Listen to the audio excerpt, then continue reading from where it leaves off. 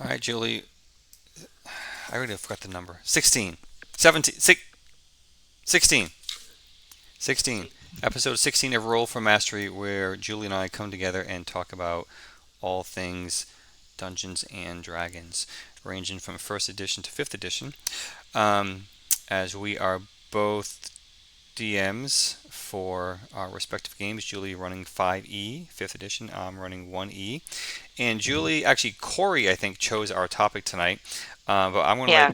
Julie introduce what our general premise of conversation is here. And please, for those 5 people who might watch this video, please bear in mind that we really, and this is going to sound mean, but we're not making the video for you. We're making the video for Julie and I. Julie and I sit down, we talk about a couple of different things, and we record it for video archiving. And then we post it for YouTube for the few people who want to. So our production value is poor. We have audio issues, we have video issues. We're not professional YouTubers. We don't know what the hell we're doing. We use free software all around to produce this. We have no script. I might have notes, but we have no script. We don't edit anything. So take it for what it's worth. Okay, we're using free recording software. We're using free video software. YouTube is free. You're not paying for a damn thing. So A pinch of deal with salt. it. That's what I have to say to that. All right, Julie, go ahead and introduce. Tell us what we're talking about today.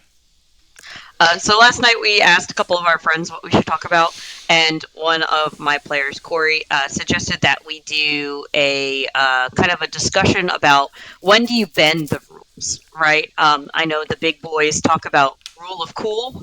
I think that's actually a Matt Mercer coin of term. But uh, when do you play it out in a random way or in a slightly bended rule versus when do you say rules as written? I'm going to stick to the book and I'm going to stick to what I know.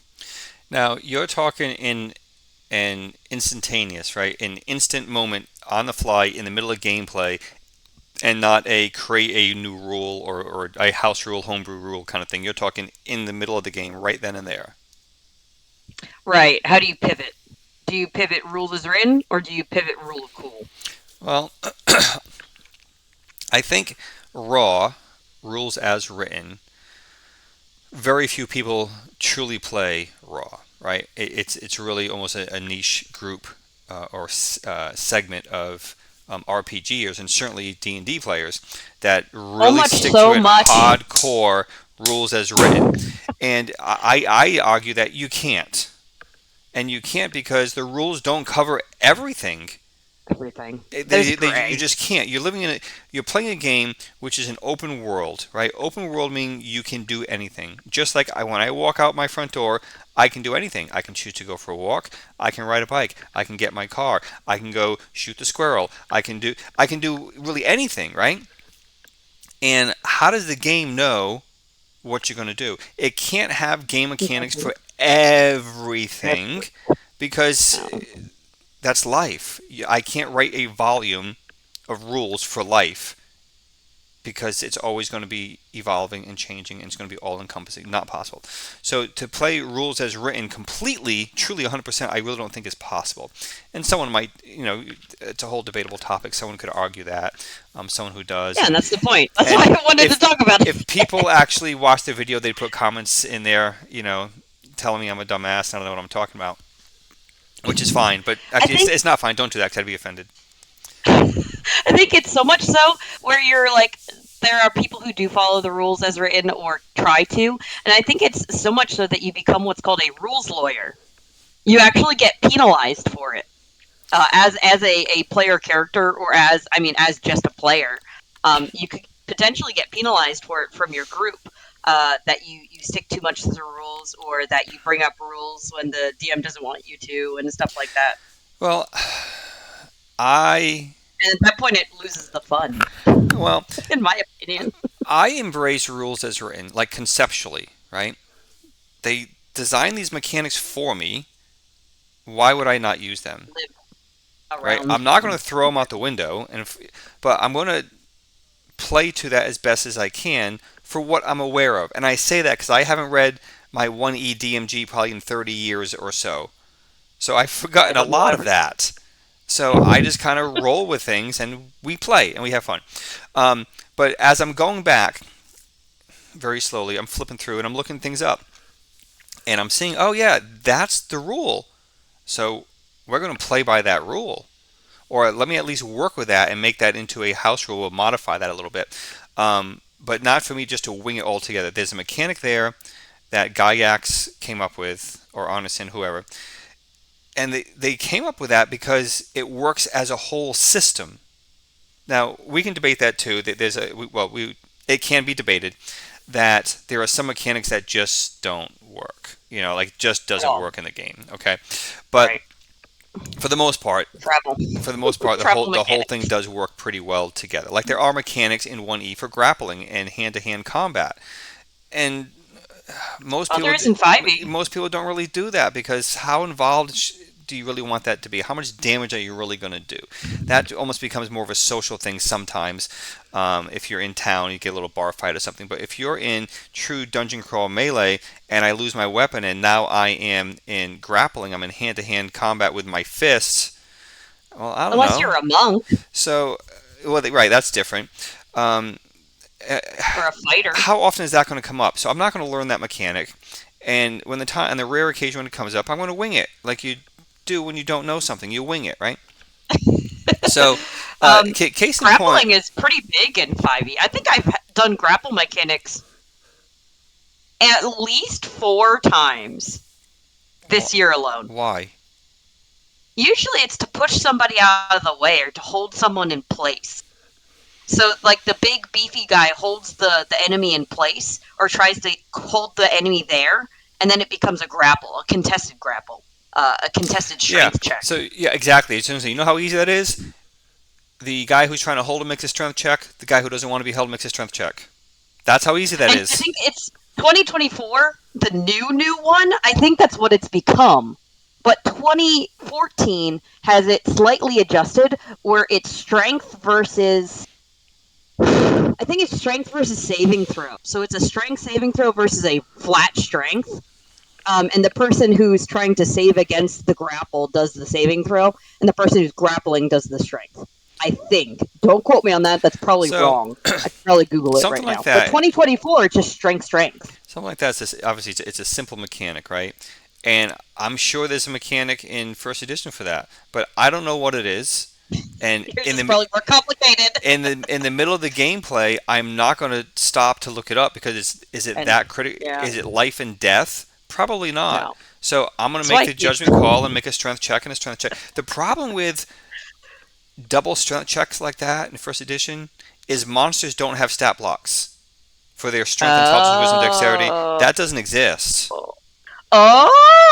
That doesn't Oh, exist. that's So interesting. you can make a strength check for the player or the character to see if they can hold them. But how do you as the DM determine if the bad guy breaks free? An attack roll? I don't know. If it is a NPC, a demi-human humanoid, like a person in town, well, I can come up with something pretty easily for that because they're an elf, they're a human, they're a dwarf, and their strength reasonable might be like a 10 or a 12, right? So that's Oh, fair. because it's range. But if it's a Yeah. bigger guy, if it's a friggin' bugbear that you're trying to hold, they're big and strong. I have no idea what their strength equivalent would be.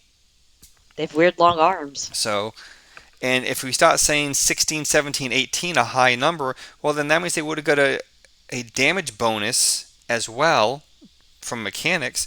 And I know they don't have a damage bonus, so it can't be that high, but they should be stronger than the regular guy walking down. Anyway, so Yeah. the point is, there aren't mechanics for everything, so you can't play raw. You can only play raw rules as written as much as possible, right? As much as it's there. As much as you know So, personally. you know, and the best example I have is when I returned to playing D&D.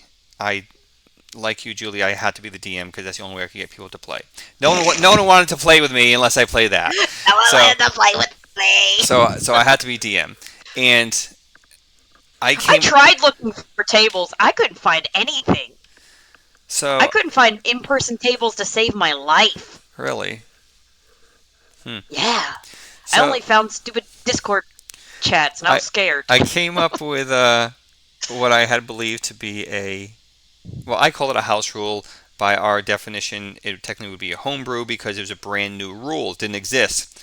So I thought. So I had this homebrew rule of 0 hit points, you're not dead until you get to a negative, a It's a certain a bleed certain out. negative number, Yeah. right?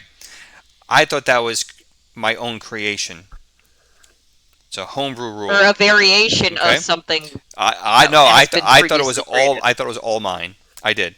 I thought like this is Oh. my idea. No, not that no one had come up with it, but it wasn't in the rules. Rules as written. I later learned just a couple weeks ago that in the DMG it says that 0 hit points. This is what Except you it's do. It's actually a game yeah, mechanic in it. it's different. So while I Yeah. thought I had a unique rule for my game, a homebrew, it turns out my homebrew rule, excuse me, my homebrew is not a homebrew. It's actually a house rule. It's a modification of an existing rule, but I It's a didn't know it modification existed. of an I existing didn't know rule. it Yeah. existed. So It's not from scratch anymore. no, it's not. So that, although it's still going to be a homebrew because I still modified it even from what is the rules as written. Because the rules as written says here's your negative hit point rule and it applies to all characters, all levels. And mine, we're still in the works with it. We've morphed it a couple times already, but we're saying it's only going to apply to levels 1, 2, and 3. And once the party makes it past level 3, Pretty bad. no more. You hit 0, you're Yeah. dead. To Don't make you like stabilize in power level at 3 for first edition? What do you mean Like after like stabilize? third level, as because you're super easy to kill in first level and second level. Hmm. So after third, you're a little harder to kill. Yeah. Well, once you make it to third and certainly fourth, Yeah. I mean you can die just as easily, but the equipment, the power you have is much more formidable. So you have a lot more to work with at that point. Yeah. So A little more wiggle room. yeah, you certainly get more room because think about it. If you're a fourth level fighter, you're rolling 4d10. So you're gonna be at 24-ish, 24, 30 hit points, typically somewhere in that range, especially with the Constitution modifier, and that's pretty damn good compared to 5 hit points at first level. Right. So you got much more wiggle, you got much more room before you die to take evasive actions to make sure you don't hit those 0 hit points. Whereas first level, you got 5 hit points, one arrow, you're dead. You're right, right. You could get You know, smacked really hard one right? time and then you die. Yep. Hell, you can fall into a pit 10 feet and die. 10 That's feet! it. Depends on what the bottom of the pit is. Because well, even if the pit is empty, every 10-foot drop is, Really? is a d6 damage. D6 is a lot. When you're first level, it In is, yeah. in 5e, I think it's a. Oh no, you know what? In 5e fall damage, I think it's a D10. I think it's a 10 per. I think it's 10 per 10. Hold on, I gotta look. I think it's 10 per 10. I think it's even worse. So Ow. the question raised though, Julie, is not raw rules as written, not what it is or when to use it, but how. Okay, so rules as written, you use it. Period. Oh no, it's the same. It's Is it the same? 1d6 per 10 feet. All right. So rules as written, those are the friggin' rules. You play by the rules, right? After Now, 20 feet, you just die. what is that? What it says?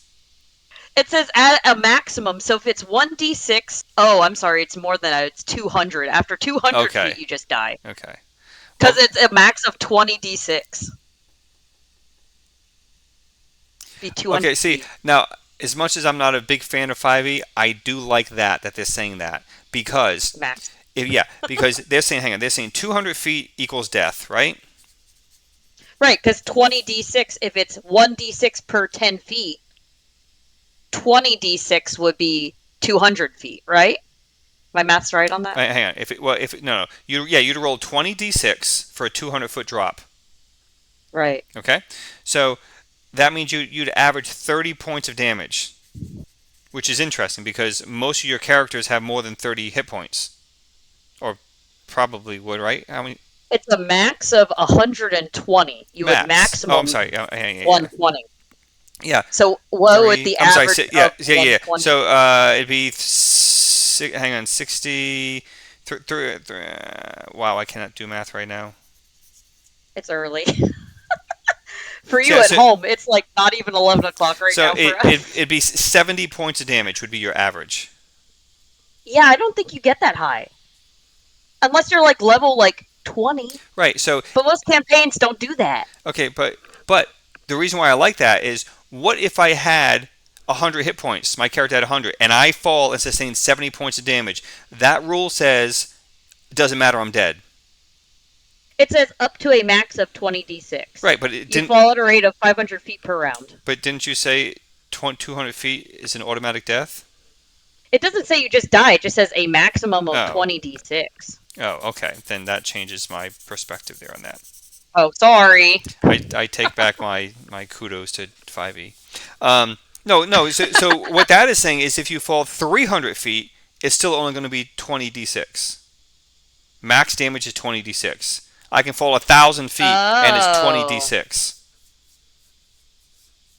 I wouldn't rule that way. I would rule it the way I just said. After that many dice.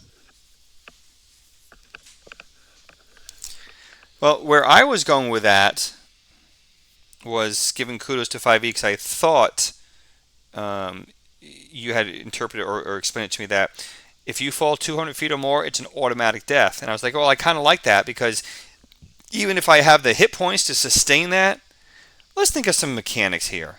Let's think of some biology, anatomy. Are you really going to survive a 200-foot fall plus the all the weight and stuff you're wearing that's going to poke into you and this and that? And I don't know. It's assuming terminal velocity. Right. That's why it says max of 200. Because if it's a fall of 200 feet or if it's a fall of 2,000 feet, you have the It's the same same. falling speed, Right. So assuming you've reached terminal velocity. right. So I give credit to 5e for recognizing that The and math, the working real with math, like physics. Yes. real physics, yeah. Yes. You reach maximal velocity But and then you just. Because if it's a long fall, you could theoretically do something about it. now that's different, right? But You could try and function a grappling hook in a really fast amount of time, or maybe you already had one in your backpack and you're doing it to try and get it out of your backpack in time before you splat on the ground. or a spell. So, Or a feather but fall, think yeah. about what and they use that phrase terminal velocity, correct?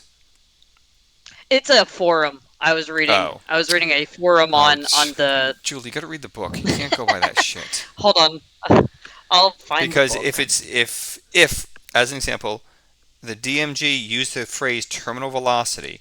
Terminal velocity means you will die when you impact. That's essentially what that phrase means. 1d6 bludgeoning damage for every 10 feet fallen with a maximum of 20d6 damage. There is no damage for falls of 10 feet or less. If a creature falls into water, the same rules apply unless the water is at least half as deep as the height fallen, in which case the damage is reduced or eliminated. So, okay. We're not going to get too far sidetracked on this, but anyway, there's mechanics for fall damage, and this is a case where you probably don't want to adjust it on the fly or change your mechanic on the fly. You might want to change the mechanic prior to, in essence, you have a house rule to modify this for whatever reason. And that'd be a house rule versus rules as written. But to change this on the fly, and we've talked about this on other discussions about adjusting on the fly, right? Usually in the context of combat, but Mm-hmm. you could adjust this on the fly as well to say that, okay, yeah, rule of cool, this character can't die right now, whatever, so you sustained less damage despite my roll. Or you just don't roll and you Mm-hmm. come up with something. Case in point on that, and this is not neither raw nor rule of cool. Tuesday night, we had a character who was in combat and was bit by a poisonous spider. And he failed his saving throw. Even though it was weak poison and he got a bonus to his saving throw, he still failed his saving throw, which He means did. he's dead. He's supposed to die. That's it. Game Oh, he over. was. Not even 0 hit points. Like you're dead. Save. The Yeah, poison just takes yeah. you. So I had to remind him of that when he messaged me thereafter. I was like, remember, this is 1E. Monster poison is save or die. Unless unless it specifies a Wow. mechanic that you're paralyzed or you're comatose, save or die. I And wonder if that's why they changed the poison to a status condition. and there may be modifiers to that saving throw depending how strong that poison is or how weak it is. So in this case, it was weak, so he got +2 to his die roll, but he still missed it. And me as the DM in that moment, I had to make a decision because first of all, this technically is an NPC PC, right? This is an NPC. This is not really a player character that one of the players rolled up. Right. This is someone that they have retained, but the player is playing this character, and this is the only character he's playing right now. Adopted him. So if this character died, then this poor player has got nothing to play, Again. and that changes the whole thing again about how we get this player to actually be able to play for the next several weeks Versus found the until they dungeon. get back to town.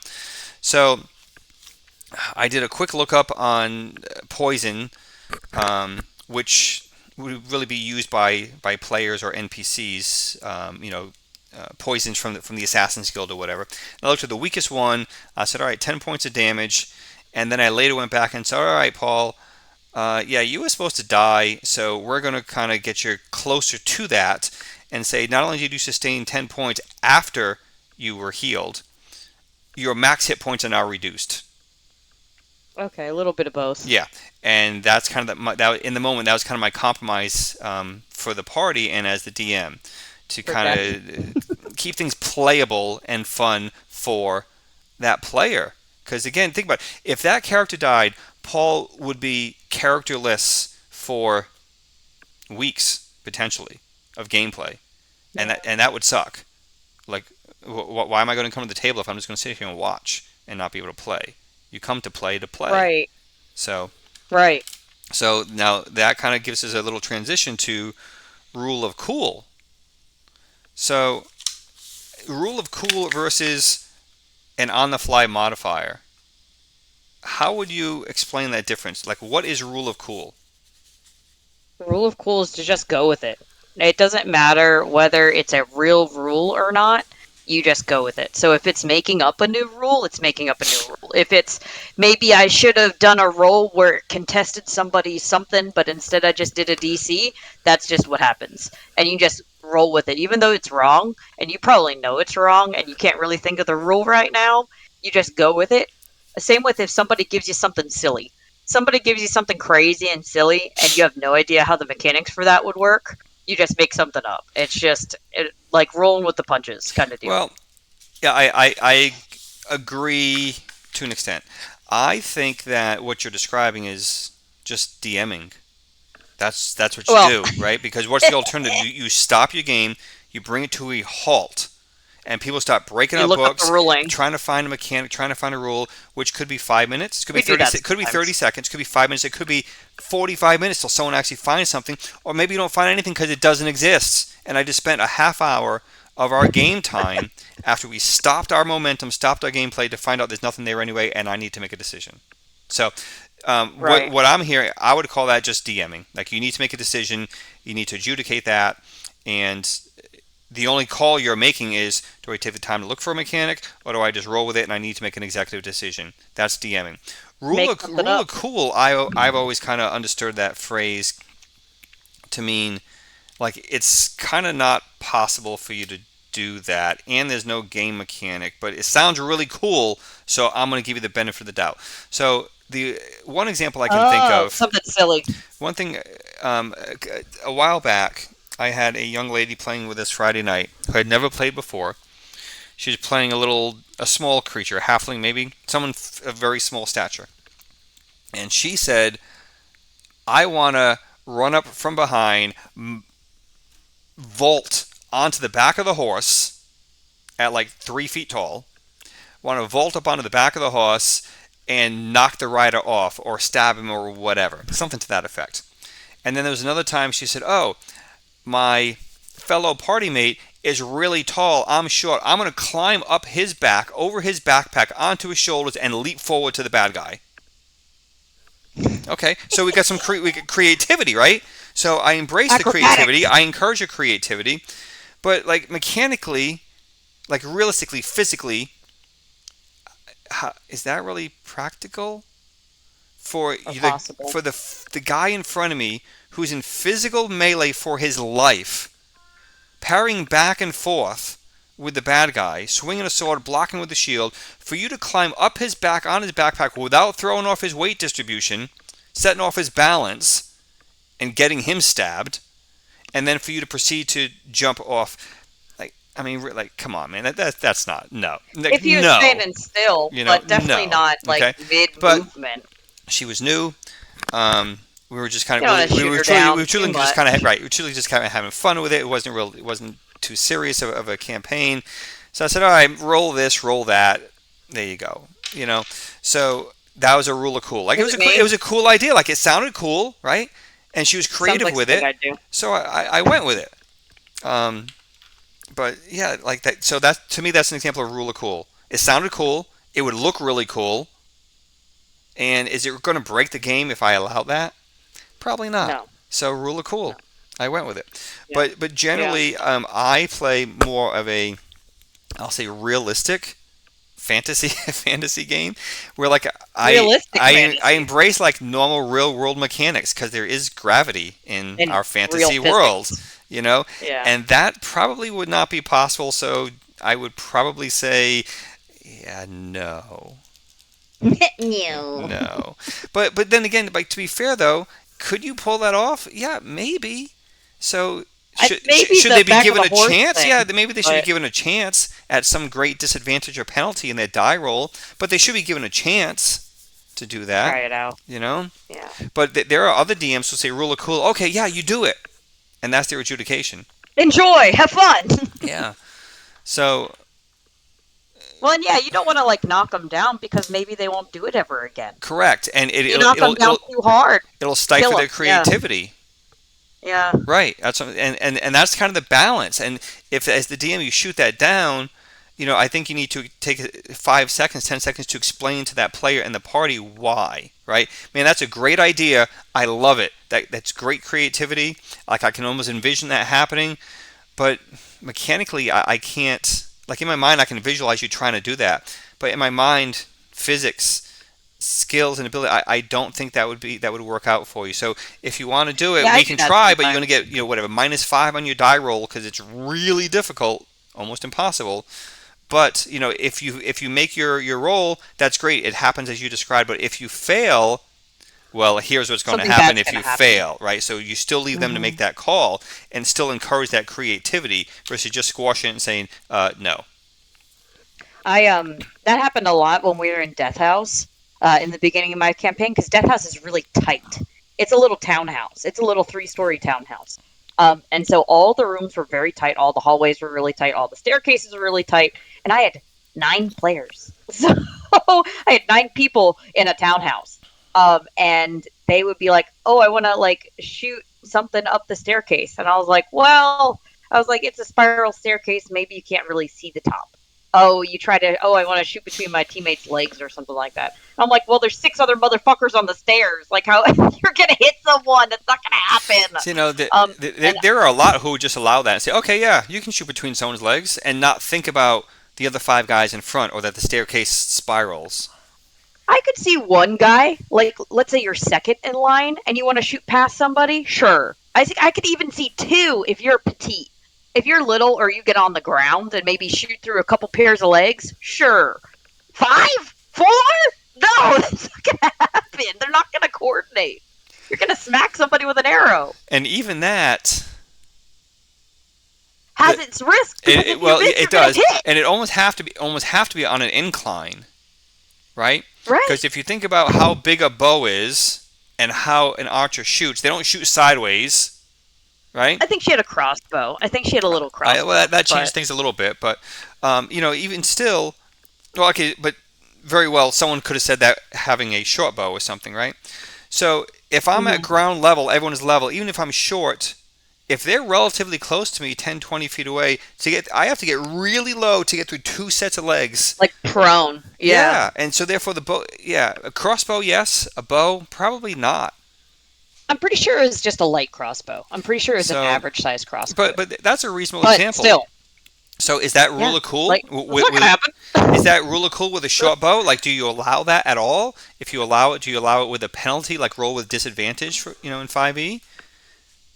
I I mean, think that's what I said. I said if you're really going to do that, I said it's going to be at a disadvantage. I said, but it's not really going to work because if you miss at disadvantage, which you're going to, I'm going to say it's going to hit someone.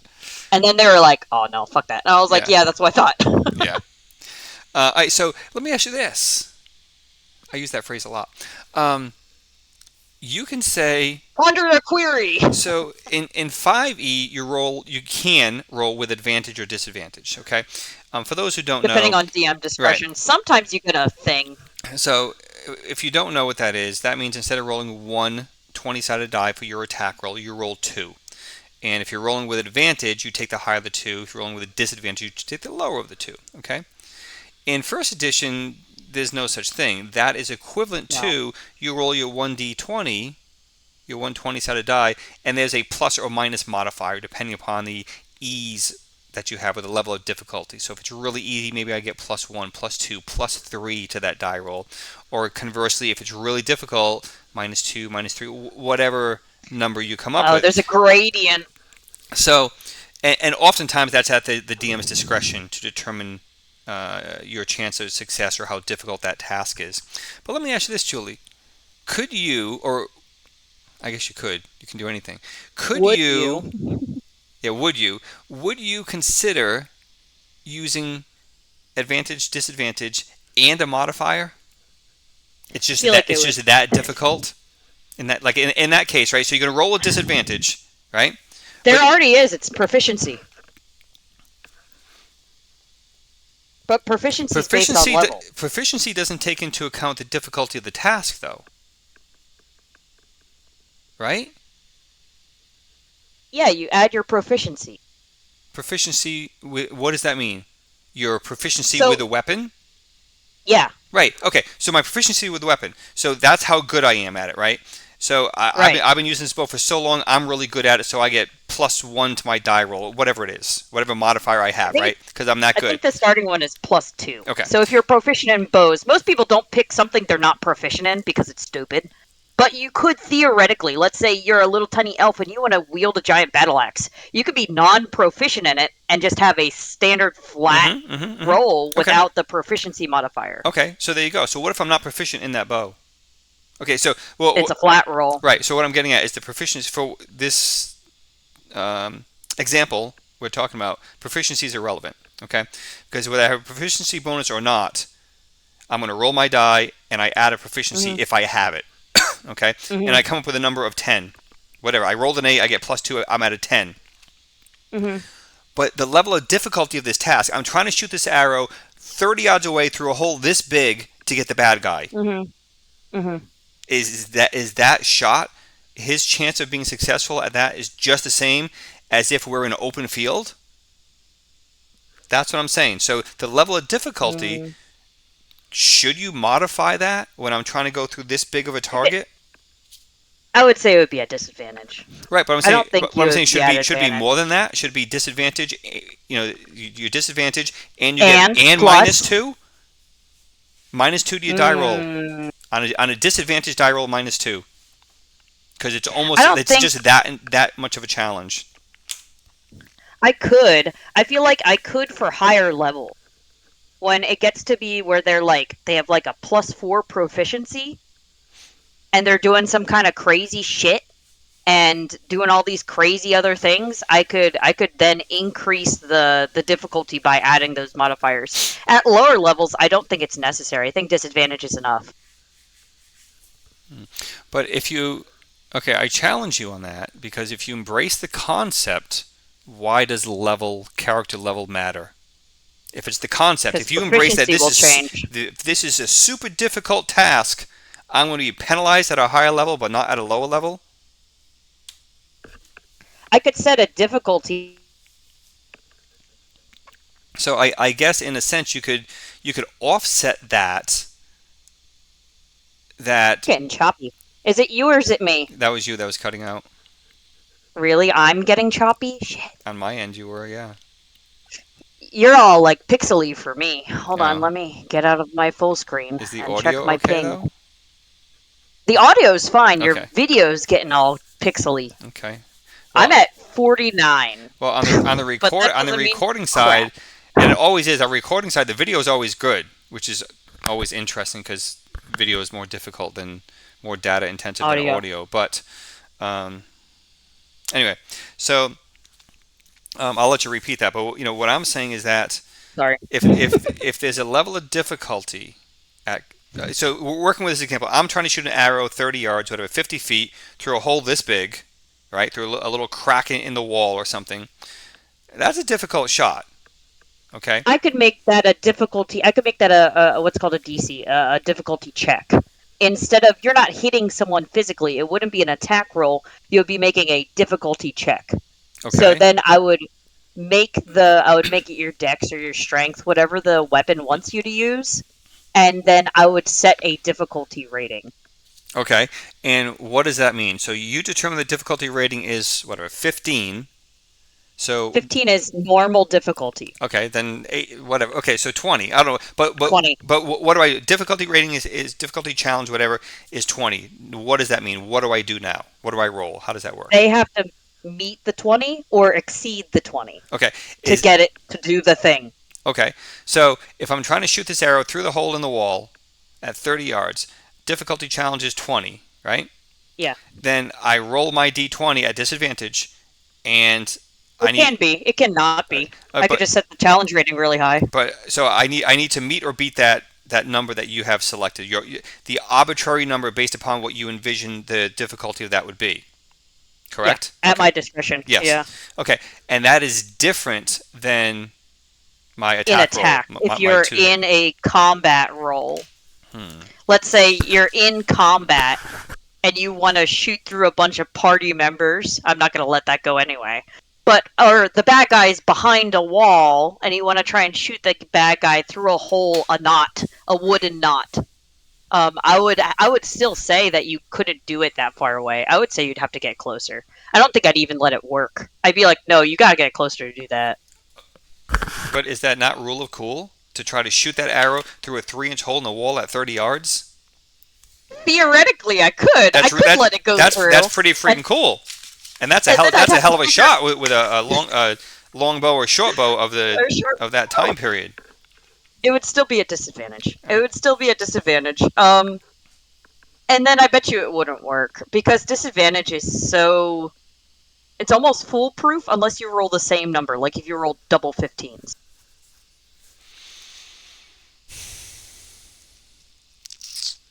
Hmm. So I think in that example, there's I got wouldn't let it. I wouldn't let it pop off. I wouldn't let that specific scenario pop off. so I'd be like, yeah, you can do it. You just gotta get 20 feet closer, please. so like in that example though, I mean that's difficult in actual physical to do that mechanics.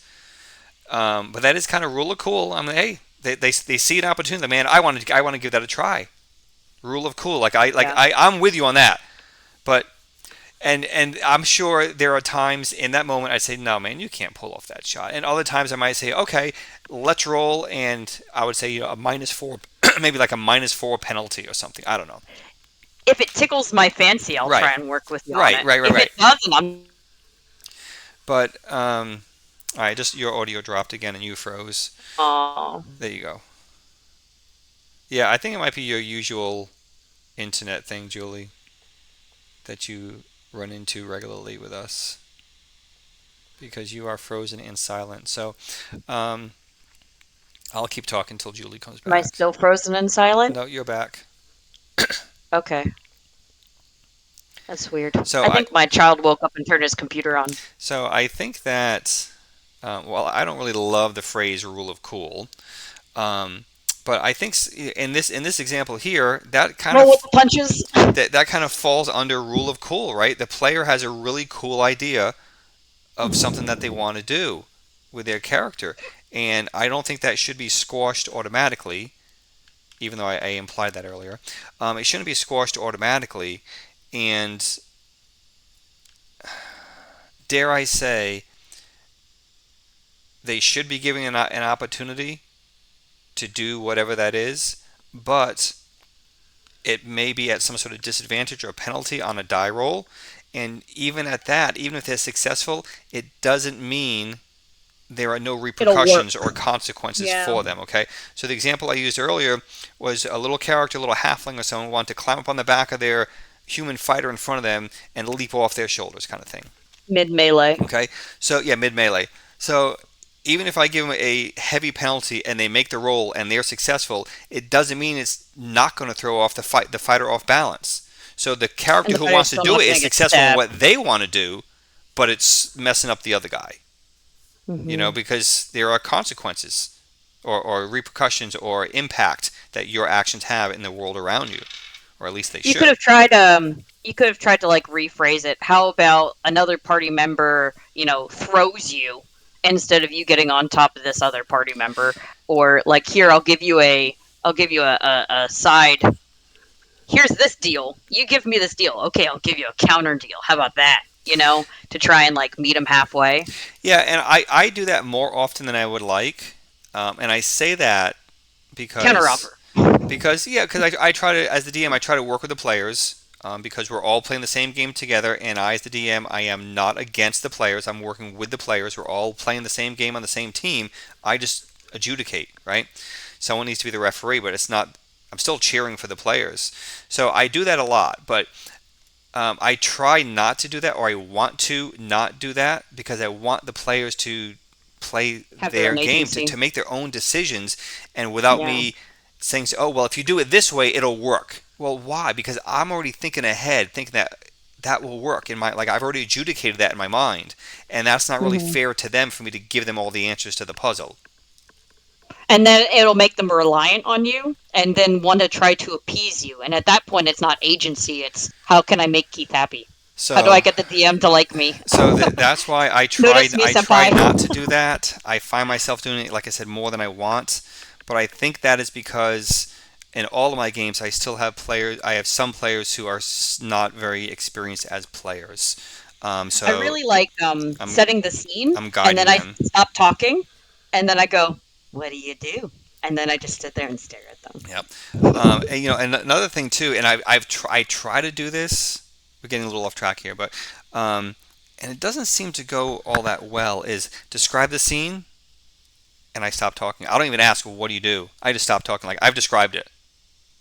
The ball's in your court. And sometimes, Sometimes if they're like interested about it, they'll get going. Sometimes I have to. It goes quiet and nobody says right, anything, and I go, "What do you do? right, right, What do you right, guys right. want to do?" I think they think I'm gonna keep talking. I gotta shut my cake Yes, hole yes, sometimes, I guess. exactly. They're waiting for more, waiting for more, waiting for more. And I actually had a guy say that a couple weeks ago. I described whatever the hell it was, and I stopped. And then he said, "Oh, I was waiting for Keith to tell us more." I No, thought there was more. the players have to ask. I've described the basics. It's up to you to ask the questions, the probing questions, to get more detail. Mm. So anyway, that's a little sidetrack. So rule of cool versus raw. Rules is written. Rule of cool. Um, I think as we're discussing it, I think as a whole, I'm okay with the rule of cool, and perhaps I should be a little more lenient on that to at least allow the players to try things and encourage Hmm. that creativity versus Creativity just saying wise. no, you can't do it. But if it's defying physics, like truly defying physics, then it's not going to work. No, like there are times you just got to say no. No. Sorry, Sorry. It's not sorry. happening. Like, yeah, like no. Like I remember one of the That's really girls, fun, but one of the girls on Sunday night several months back. I think we were in a social setting, and she said, "Well, can I roll for something?" And I said, something. "No." No. Because it's just not going to happen. Whatever it was, she was trying to, I don't know, extract information from that guy, and I had already decided, like in my mind, like that wasn't going to. That's not who that character was. He wasn't going to tell you. So I was like, no, nothing we That's can a do. big difference between 1E and 5E because in 5E you could be like, okay, well, I want to roll for intimidation, or I want to roll for deception, or I want to roll to sleight of hand this thing out of this guy's pocket, instead of me just making the decision like, no, he's not gonna do it. You get to roll for it, and then it puts it back on the table. Like, okay, sure, go ahead, roll. And then they're like, I got an 8, and I'm like, yeah, so it doesn't happen. Yeah, but see now, and Or they're like, "Oh, I got a 25," and you're like, "Okay, all right, so it happens." I'll share a video with you on that later from Dojo Cat, but or Jojo Cat, I think it's called. Okay, so two comments there. That You hate skill checks. no, I don't have an issue with skill checks. I have an issue with players telling me they're going to perform a skill check. That they are already Yeah, I guess adjudicating. that The players are not there to adjudicate. The players are there to play. The DM is there to adjudicate and be the referee. And then in that, they and ask when you me, get hey, players for can I that, make a roll? when you get players that are doing that, then they are stealing your agency as the DM. They are acting as the DM. No, and It the doesn't other super issue with bother that, me. the other issue with that is that can completely f up your game. The king is sitting in the tavern, and I want to see if I can pick his pocket, and I roll a fucking 30, and I take all, or I want to gamble with him, roll dice for all of his wealth for his kingdom, and I roll a fucking 40, and now I'm king.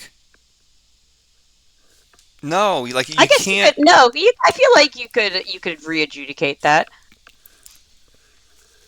He could still call your ass and be like, "No, sorry, J.K., I lied to you." Throw him in the dungeon. I don't know. Okay, I'm gonna stop there. I That's a don't whole. know. It doesn't bother me as much as it does you. I don't. I feel like it's a tool that some of them have that I don't think about, that they bring back up, and they're like, "Can I roll this because I'm a rogue? Can I roll this because I'm a cleric?" And I forget that because I have 9 motherfuckers at the table, and I don't remember all of them 100% of the time. Right, but Hey, I'm a druid. Can I roll a nature check? Do I know anything about that? Can I roll a history check? yeah, And I don't think about it. Oh, you want to know more? Oh, okay, sure, go ahead, do the thing. yeah, I can't I remember all got of you. it. Like, and I get it. I do. It's not that I don't get it. I get it, but I I don't think think about it. So when I they bring it up, I'm like, oh, I think cool. that if the player says no, see, the player should tell you what they want to do or what they're trying to accomplish, right? So if they're saying, man, got all this plant around me, would I know more about this in my studies or my experience as a druid? Would I know more about this plant life around me? Is there something here that I can use for medicinal purposes? That's when you say, And then you okay, roll what medicine, class are you again? roll Oh nature. yeah, you're a druid. Okay, And that so happens so you more you make a than, nature check or whatever yeah, check. I don't know. that happens more often than, hey, I want to roll an intimidation check. Normally they explain it to me first, and then they go, do you want me to roll XYZ check? Because they know what check it's associated to. I don't Okay, think okay. I don't think it's I want to roll. I'm rolling stealth. Like, explain to me what are you doing, and I'll do that. Hey, wait, why are you rolling this? What are you doing? And then they'll explain it to me. I don't think it happens as negatively at the negative side as it does. I think I get more of the positive side, Okay. the more of Okay. the explain what I want to do, and then I tell them. But a lot of my players are veteran players, so they kind of already know what it's associated to.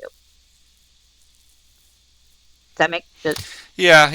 Again, in terms of the correlation as to what role it should be, I'm fine as the DM being reminded of maybe what that is, but I don't like when players tell me they're going to roll this check the or one that I or I don't should like roll is this check. they've already rolled. The ones where they already roll and they're like, "Hey, I already rolled a 20 on my stealth check." And then you're like, "Well, great, I didn't ask you." Yeah, no, roll that shit again. You would Yeah, not like I call wasn't no looking. No one because else was looking. that looking or not, that'd be no different than rolling my attack rolls now and just start recording them all. And Right. then we come And, into combat. So, oh 20 yeah, I minutes got a ago, 20 I this rolled a one. 20. Yeah. Oh, and I got a bad one that one. So I'm just gonna not do that. I'm gonna do something else. No, you don't pre-roll shit. No, Yeah. no. We're getting Sometimes sidetracked. But no. I am I am a little guilty of that when I do something very silly. When it is something extremely silly, I will pre-roll the check to see if I do the silly thing, and then I will tell the DM I did something silly. But it is very silly shit. Like I was, I play campaign on Saturdays, and sometimes I'm a goober. My character's a goober, and it'll be like, oh, I was throwing knives in a stump, and I'll like roll to see if I hit the stump. Like stupid shit. It's not anything ever important, but I'll be like, hey, I rolled a 20 to hit the stump, and then Mark will laugh, and he'll be like, yeah, you hit the stump, good job, and then they'll move on. That's the only time I've ever done that. But I have had players I haven't had players in this campaign, but I've had players in one shots where they've like pre-rolled things and told me, and it does kind of tick me off when it's something important. Like, oh, I already rolled my attack roll. Excuse me, like nobody saw you do that, sir. Like, Yeah, no. roll that again, please. Yeah, no, no, no, no. And it's not just a trust factor. And there's a certain trust factor there, but it's not about trust. Is that We're playing this game together. Why are you doing it by we're playing yourself? the game together, and it wasn't time for you to do that. You know, we went to a baseball game last night, and We did. and imagine the batter is in the batter's box. He's left-handed, and the guy on deck is right-handed, and he goes up to the freaking batter's box, and they got two guys at the plate. Oh yeah, I'm just getting ready. I want to see if I can hit it. I'm going to see if I can hit it now, and I'll tell you later. No, Get out of here. it's not the way that works. You roll when it's your turn. That's when you roll. You don't roll shit ahead of time. You can practice your rolls all you want, and you can roll out all those 20s. Warm your dice up. Yeah, but no, you don't. No, you don't pre-roll shit. No. Sorry, tangent. Yeah, yeah. Tangent. No. Large tangent. So if any of my players are watching, don't fucking pre-roll shit. No. No No. No, no, no. pre-rolling. I get ear ad. No. Mm-mm. Nope. Okay. I only do it for really, really funny things. That's the only time Right, I'll ever but do it. because It doesn't matter. it doesn't matter, right? But then again, Julie, Right. if it doesn't matter, why even roll? Okay. Because it's fun. Or here. So I've seen this, and I even see it on Friday night. I rolled to take a poop. So you roll to determine for you, Julie, to determine if her character hit the stump or not. But you don't need to tell anyone that you rolled. No, I could just say, hey, look, I Hey, missed yeah, eight I threw times. some daggers and two of them hit the stump and one of them went flying by and did whatever. Okay, so rules as written versus rule of cool. Um, I'm just rules a as goober. written.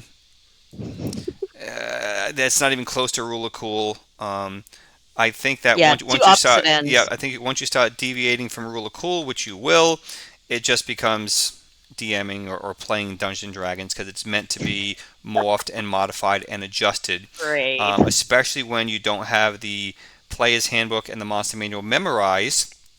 I don't. Too often nowadays, people don't even freaking read the books. Different topic. I've read most of them. Um, that you don't have that memorized, and even if you do, you forget stuff, right? So in the moment, you need to, as a DM, you need to adjudicate. You need to make a decision right now. Come up with something. Come up with a solution to this scenario, and you roll X, Y, Z, or you say yes, it happens. No, it doesn't happen. It happens, but whatever it is, that's DMing. That's what the game is. Rule of cool is when you're essentially breaking a mechanic, so to speak. Like you're going against all the odds in the world. You creatively came up with a solution to whatever, or a creative way to use this spell that is not typically used and maybe would work, It maybe not. works. And but it sounds really cool. You're really creative with that as the player, and the DM kind of lets it go or lets it slide. Maybe with a And then modifier, adjudicating the plus or slide. minus, whatever. So Yeah. that's kind of rule of cool. Now there are some that will say, no, we're not playing rule of cool. We're truly playing rules as written, raw, and the mechanics don't allow for that. The spell says it does this, and we're sticking to it. And I just think that you need to be a little flexible on that. Call it what you want. You need to be a little flexible in your game. You're there to have fun. If your group loves rules as written and you guys have fun with that, so be it. But I think most groups, the vast majority, need some flexibility in that to maximize or enhance their level of fun. And that's why you play a game, right? Because it's play. The operative word is play, right? Who plays to not have fun? Who plays anything to not have? Who goes in the sandbox to not have fun? It sits there. Right? You go in the sandbox as a kid to play. You want to have fun. So Go to the beach to play. playing equals fun. Unless it's a job, playing equals fun. Should equal fun. That's Well, the intention. So rule of cool. So you got to find a certain balance there. As a whole, I'm okay with creativity. I strongly encourage creativity. Julie will tell you. I've even told her that numerous times on Tuesday night. In anticipation here of the big bad evil guy coming up, be I more said, creative. review your spells. Think out of the box on how you can use your spells. So be creative with them. So case in point, a very simple one, and I don't think this is, it's not a spoiler, but I don't think it's a giveaway for Julie. But, and by the time this video posts, we'll be past it in our game. The spell light. You cast a light spell. It creates light like that of a torch, provides some illumination. Hmm. Okay, and it has a The same range. strength as a torch. And it has a range, so you can cast it at distance. I can cast it on that spot on the wall 30 feet away or something, right? I can cast it on a coin, and my coin is now glowing with light, and I can toss it somewhere, okay? Or give it to someone, and now they essentially have a torch walking around. But what if, Julie, I cast that on your face, and you And have my the face is lit intensity, the up. brightness of that light of a torch right there in your face? You're probably going to be I can't blinded. see. You probably can't Yep. see, right? So that's an example of creativity. So would that fall under rule of cool? Maybe. I call it being creative. Good idea. That's great. Good job. I guess it's just a label for And something that you already know exists. but A rule of cool is definitely a label, and maybe putting a label on it isn't but necessary, is but rule of it makes cool people think about it. a little different than that? Because the example I just gave, like, not only did, well, to me, not only does that make sense, like it would normally work, right? Hmm. If that spell can be cast on an object, your head is my object, or your face is my object, and because that light is right there, you got a flashlight shining in your eyes. Is that rule of cool? Like, are we changing Does anything to do they accommodate become this blinded? oddity? See, I don't think that's really rule of cool. To me, rule of cool Would it means, it then means encompass your something. whole body and not your head? Well, it would, but your point of origin in this It would example be, would be your face, right? So yeah. that's your greatest intensity is the point of origin, and it gets the Mm. further it goes out, the more it dissipates.